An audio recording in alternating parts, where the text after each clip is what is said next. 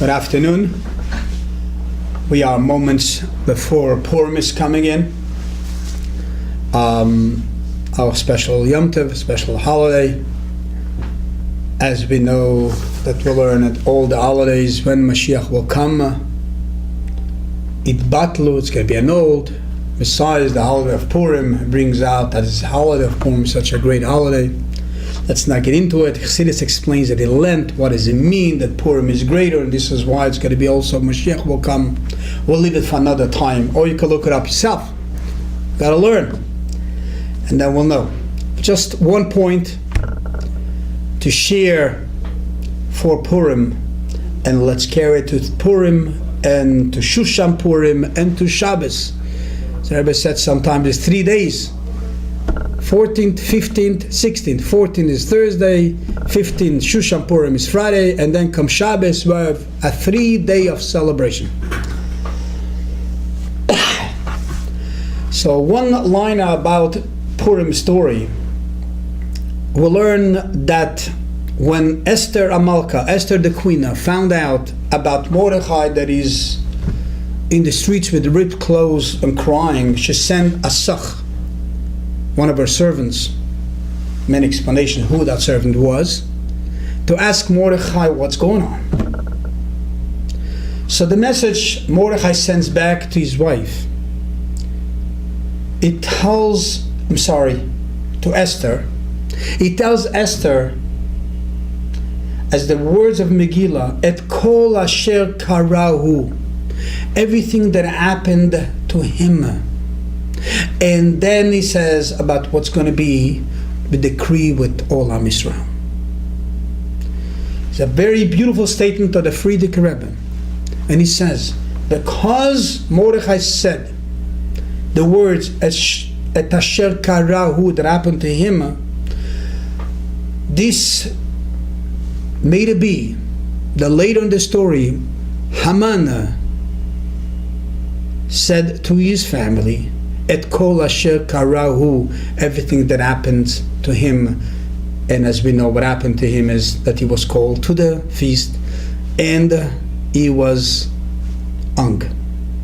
In other words, karahu ba Mordechai brought the karahu ba Haman. What does it mean?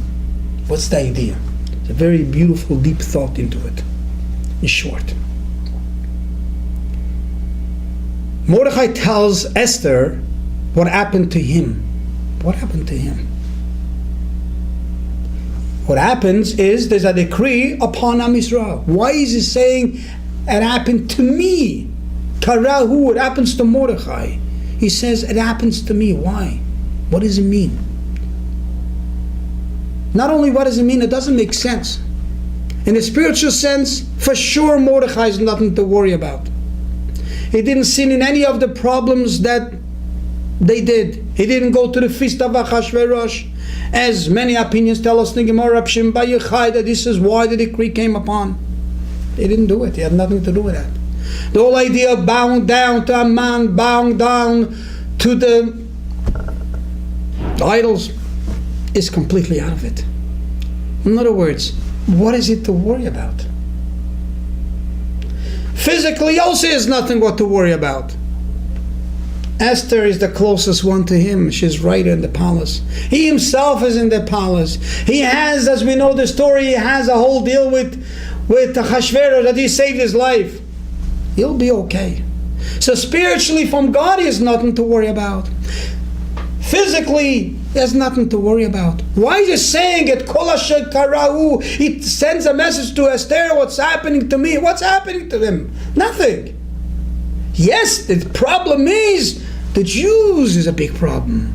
In spiritual level is a big problem. They failed in going to the feast. They failed in bowing down to Haman. Physically is a problem. It can come to a decree. Who's going to save those people? But he doesn't start saying that it's a problem with Am Yisrael. He says the problem is me, Karahu. He says to her, what's going on with Mordechai? What's the problem with Mordechai? And the idea is very deep point. But Mordechai is a great man. To him, when Am Yisrael went, or some of Am Yisrael went to that feast, and spiritually was a failure or bowing down, to him it was not they did that. To him, the problem is in me. Mordechai saw it not a problem of them. Mordechai saw a problem as him. To him, he can be the greatest leader of Jews, but the Jews failed going to the feast. The problem is in me. Would I be a better person? This wouldn't happen. I'm the problem. And the same thing physically, when there's a physical problem with the Jews. There's not a problem for the Jews. The problem is in me. As a leader of the Jews, it looks, everything is me. And that's the idea. He says, "Et kol asher karahu," because by him a problem for someone else. The problem is not by someone else. The problem is in him. And when somebody else is in need, and somebody else has a decree upon him, the problem is not about him. The problem is in me. It's my problem. It's not that I care for someone else. There's two ways. There's one way is I care for someone else. I love everybody and I care for them. But there's a much deeper way that Mordechai does, and Mordechai feels at this moment. Not I care for them. Their problem is not their problem. It's me. The problem is in me. When this is what he tells Esther right away. You know what the problem is? Et kol asher karahu, the problem is happening to me. I'm failing spiritually. I'm having a problem physically. It's me. And this brought out the beautiful idea what she was all about. This man fails. This man is the holiest man. The holiest man feels in the same boat, in the same shoe as the man that failed. What he did is me. It's not him, it's me. That's the beautiful unity. And this caused the great miracle, as the previous Rebbe said, Et kol asher karahu, that Haman, he's the one that he had the problems after. Because when Am Yisrael relate in such a way that your problem is not your problem, I'll feel bad for you, but it's your problem. No, when I relate to another person that your problem is my problem, and the same thing is your joy is not your joy, it's my joy. This is how Hashem makes a miracle, and this is how Hashem makes us the miracle of Purim. As the famous saying of Rabbi Mendel Futterfass would say, every Jew is sad when something happens to another Jew. But he said, to be happy when somebody else is happy, you have to be a real chassid.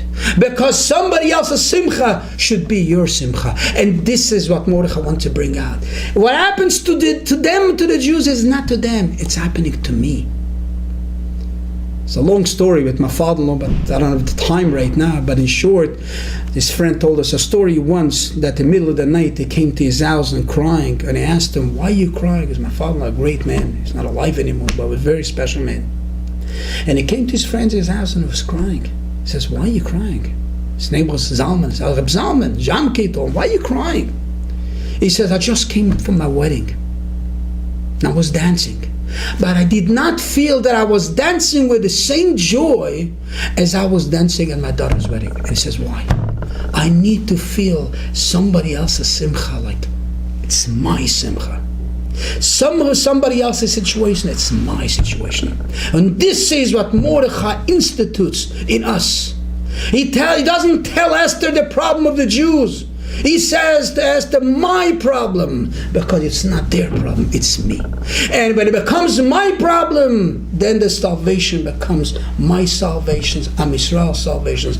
And we make a big l'chaim and this Purim for that. Every Sabbath, good Shabbos, a Freiliche Purim, and Ad lo Yadam.